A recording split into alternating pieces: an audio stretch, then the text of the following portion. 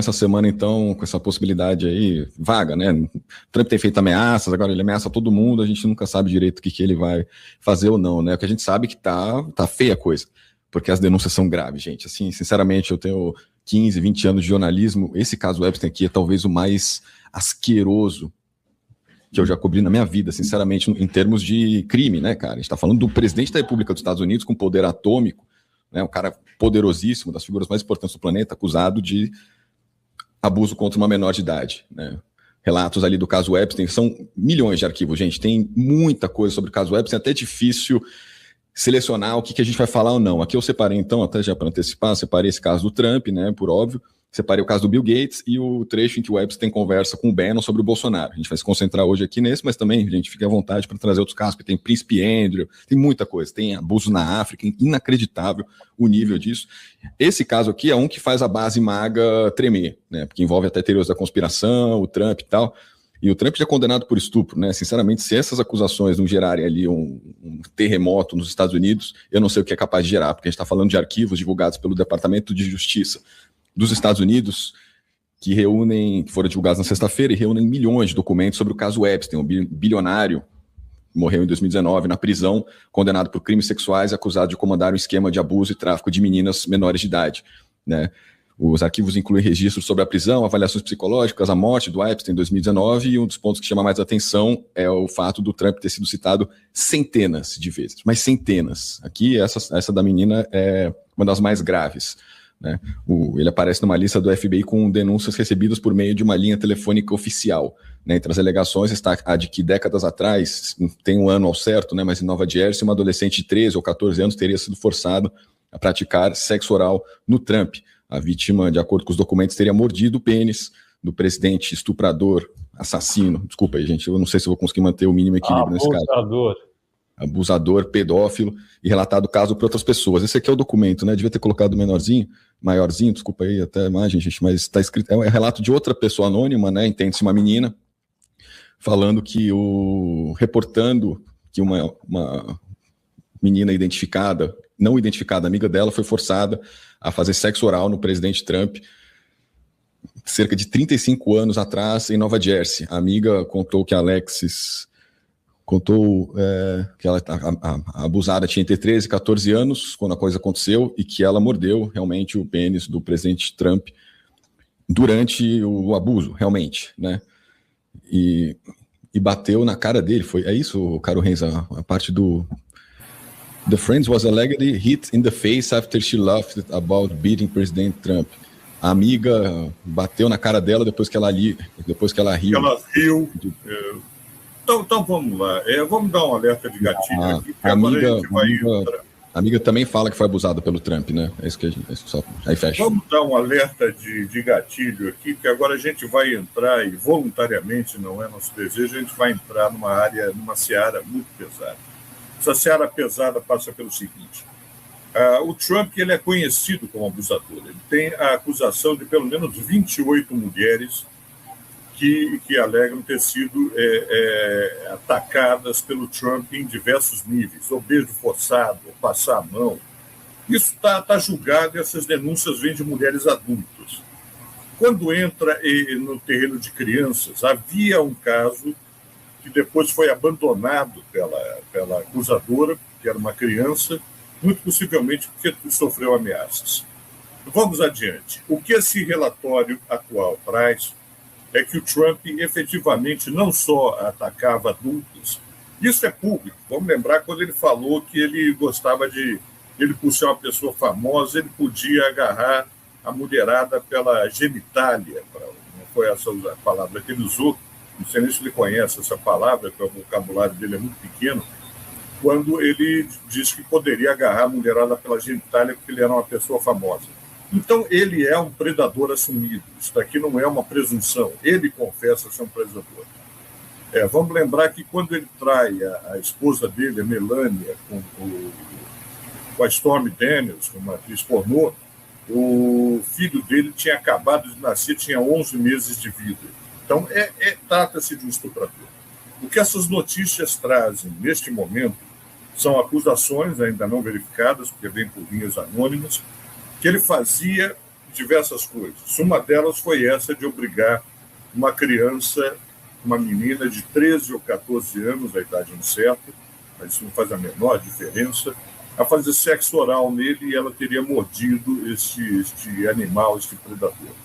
A segunda, que é mais nojenta ainda, e daí que eu peço, dou esse alerta de gatilho duplamente, ele media a elasticidade da vagina de meninas com o dedo. Quer dizer, é uma coisa absurdamente imoral, doentia. Outro dia a Julinha fez um paralelo entre o Vorcaro e o Epstein. O Vorcaro, na verdade, o que ele fez foi se cercar de amigos em todas as áreas, no campo progressista, no campo conservador, no judiciário. O que o Epstein fazia era muito pior. Ele oferecia como moeda para fortalecer essas amizades, ele oferecia sexo com menores. Então, por exemplo, ele foi o promotor, ele facilitava a vida sexual do Bill Gates, o dono da Microsoft.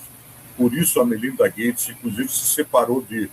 O caso, obviamente, nunca virou um escândalo público, mas agora é sabido, inclusive, que ele passou doenças sexualmente transmitidas para a esposa dele. Então, o Epstein Bill fazia... Gates só lembrando, Bill Gates da Microsoft e das pessoas mais ricas do planeta também. Então, o que acontece é o seguinte, ele oferecia sexo. O Príncipe Andrew é uma figura absolutamente neutra dentro da figura, dentro da estrutura britânica de poder. Se o rei reina, mas não governa, você imagina o irmão do rei. E o Andrew, vamos lembrar, o filho favorito da Elizabeth. E depois que houve todas essas notícias, a divulgação de outras fotos, vamos lembrar que uma das meninas estupradas pelo príncipe Andrew se suicidou depois de deixar um livro escrito, uma autobiografia escrita, uma carta de testamento. Então, o que ele fazia era pegar pessoas poderosas e oferecer sexo com menores naquilo que eles chamavam, ironicamente, se é que você pode ter alguma ironia nisso, de Lolita Island, que era a ilha dele nas Ilhas Virgens. E também na mansão dele na Flórida, perto de Mar-a-Lago. Inclusive, essa menina que foi estuprada pelo príncipe Andrew e tragicamente se matou, foi recrutada porque ela era funcionária de Mar-a-Lago, que é o empreendimento do Trump. Então, tem uma sujeira brutal, colossal nesse negócio. Envolve outros nomes também, envolve o Bill Clinton, envolve uma série de nomes conhecidos, o Woody Allen, enfim, envolve uma série de nomes, inclusive o Elon Musk, que vamos lembrar, quando rompeu com o Trump, depois que ele saiu do governo, ele disse que o Trump estava na lista do Epstein.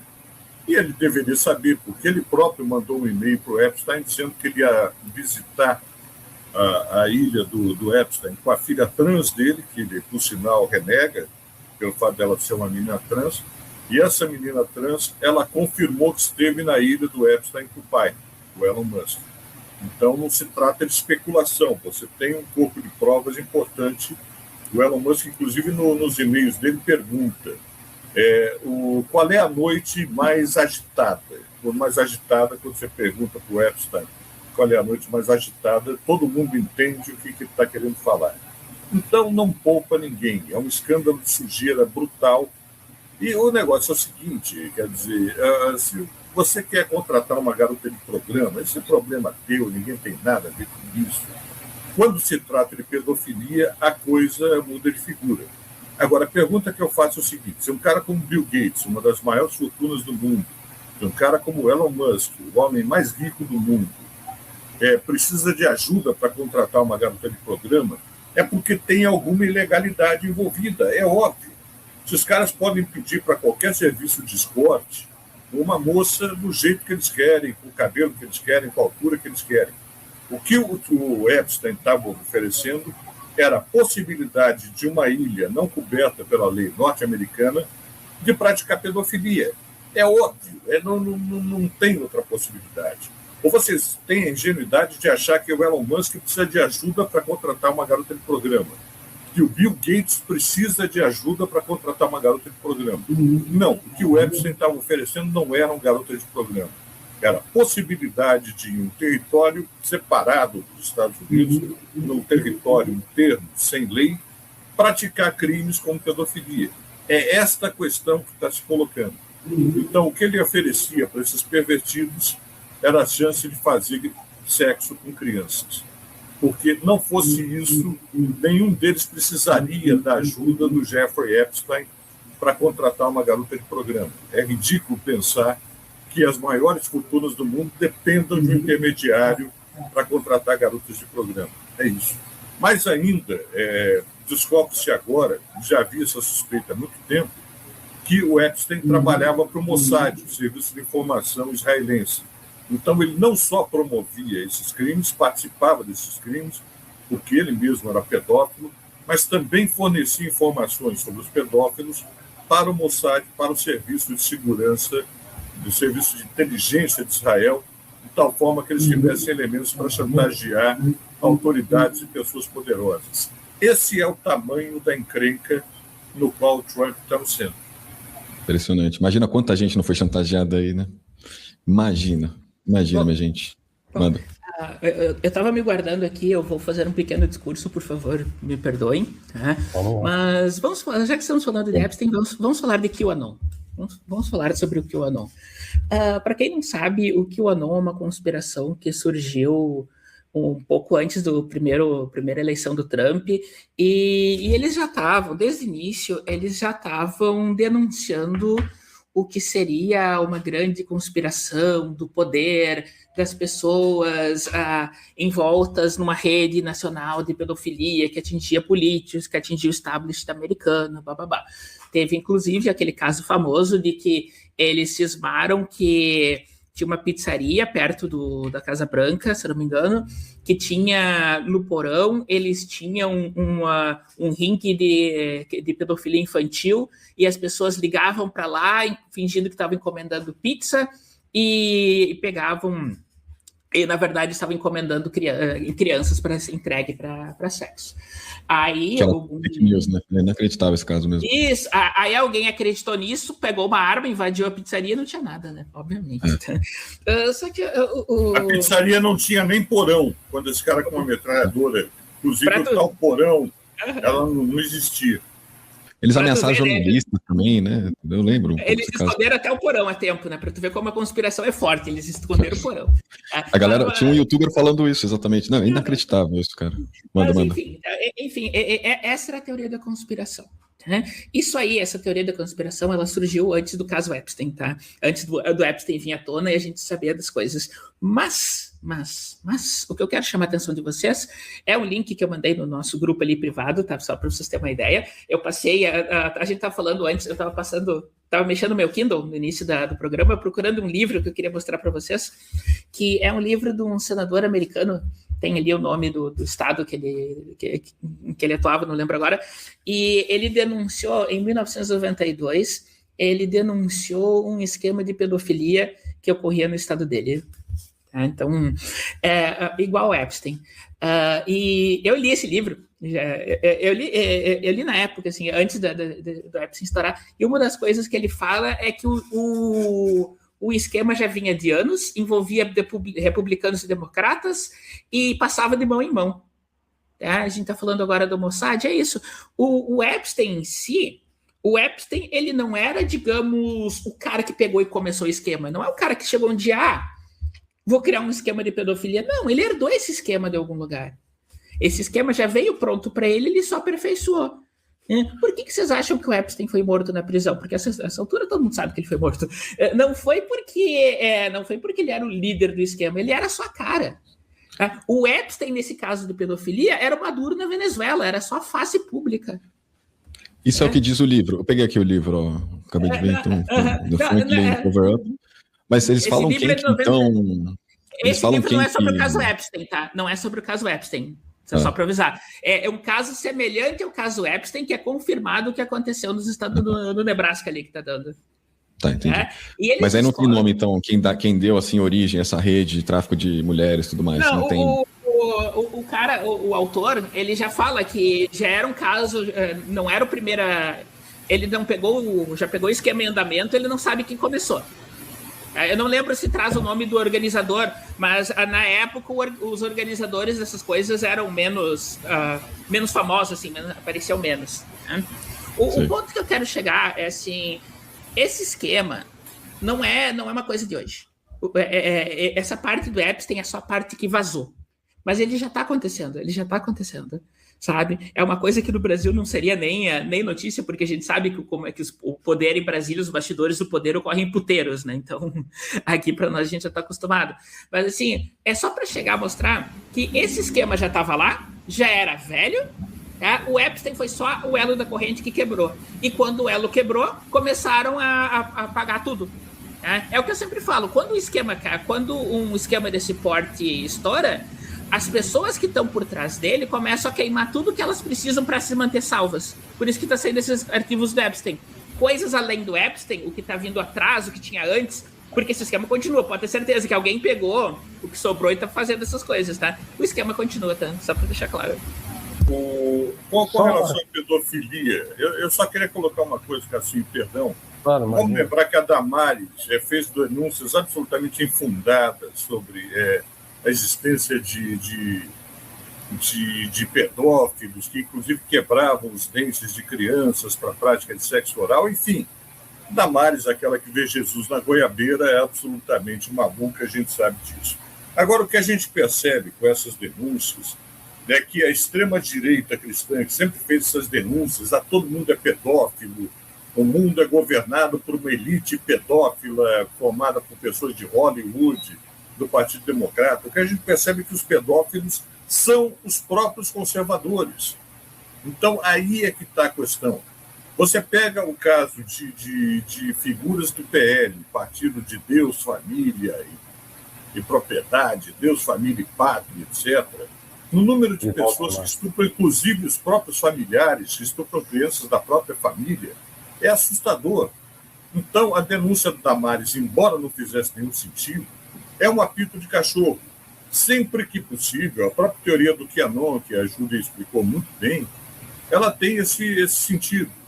Toda vez que você tem alguma tensão, você joga para cima dos seus opositores a acusação de que eles são pedófilos. O que o caso Epstein traz, o que o trabalho da polícia brasileira traz, é que os grandes pedófilos são os próprios conservadores, que acusavam seus opositores de serem pedófilos. Isso que é assustador. Lembra, acho que era da ilha de Marajó, que é a Damares, com seus delírios. Marajó. Isso. Marajó. Então é isso, é maluquice. Eles jogam para cima, né? Acuse-os daquilo que a gente faz, é isso. E sobre só comentar sobre a Damares, essa história dela era mentira, a gente sabe, não tem nenhuma dúvida. Só que as coisas que ela denunciou, elas existem no Brasil. Elas existem em outros lugares. E quando você faz esse apito de cachorro para um lugar que não existe, para algo que não existe, os lugares onde isso efetivamente existe se fortalecem. Tá? Porque uma hora é capaz da Damares vir descobrir algo que é verdade, um esquema que existe mesmo, sabe? Aí ela vai denunciar, ninguém vai acreditar. E o esquema sai impune. Pedro e o Lobo. Pedro e o Lobo. E só para lembrar, assim, o extremismo, no nosso caso que é a extrema-direita, eles têm uma história de amor e ódio com pedofilia. Porque, assim, você pode justificar tudo dizendo que é pela defesa da criança, né? Inclusive a própria pedofilia. Se você pegar, por exemplo, vou usar um exemplo bem absurdo. Se você está andando na rua e vê o Renzo espancando o Cássio, você vai pular e segurar o Renzo. Mas se o Renzo está gritando pelo bem das crianças, você vai pensar duas vezes, por mais que seja uma coisa errada. Desculpa, Cássio, te usei de exemplo. O Renzo não peço desculpa, eu uso sempre. Ficou bem claro. Sabe, mas assim, no momento, pode perceber, os canalhas usam a defesa da criança como refúgio, tá? O que é horrível, porque quando chega alguém defender a criança de verdade, tu confunde. Não, os recursos de autoridade são limitados, né? Você estava falando da polícia e tal. A polícia, quando para e tem que ir lá ver as denúncias da Damares, é um tempo que ele não vai dedicar vendo outras denúncias com maior mais concretas, né, vamos dizer assim. Aí quem perguntou aqui sobre investigações, né, sobre a ilha do Trump, essas novas revelações não geraram nenhuma investigação nova. Estou pendente ali, eu não conheço muito bem o sistema de justiça americano, sinceramente, não sei se prescreve, não sei muito bem como fica a coisa, mas, né, o Trump já é condenado por estupro. Tem um cenário ali ainda e vamos ver se surgem novas denúncias, apesar que tem que ver que é denúncia anônima, né? Enfim, o que você acha aí dessa história? Mas o que acontece é o seguinte, quando você fala do Trump, você fala de uma pessoa que assumidamente tem um histórico de predador. Isso empresta alguma credibilidade a essas histórias. Se você estivesse falando de uma pessoa que nunca teve nenhum caso, mas o Trump tem nada mais, nada menos do que 28 mulheres que o acusam de abuso, seja de tentar beijar na boca, seja de passar a mão. Enfim, o Trump tem uma história. Eu acabei de falar daquela declaração dele gravada. Ele diz que ele pode agarrar a mulherada pela genitália porque ele é famoso. Ele tem um histórico de predador. Fora isso, ele tem uma história de amizade, de parceria documentada com o Jeffrey Epstein, que nenhum outro político tem. Você não tem nenhum outro político, seja o Bill Clinton, seja qualquer outro, que tenha tanto registro de imagens dele junto ao Jeffrey Epstein. O que o Jeffrey Epstein oferecia aos seus amigos? E ele mesmo desfrutava, porque vamos lembrar, ele não era um fornecedor apenas de crianças para pedófilos. Ele e a Ghislaine Maxwell, que era a sua cafetina, sua recrutadora, ambos também participavam de atividades pedófilas com crianças. Então ele não era o traficante de droga, ele era traficante de droga e usuário de droga ao mesmo tempo. Era um pervertido absoluto. É isso.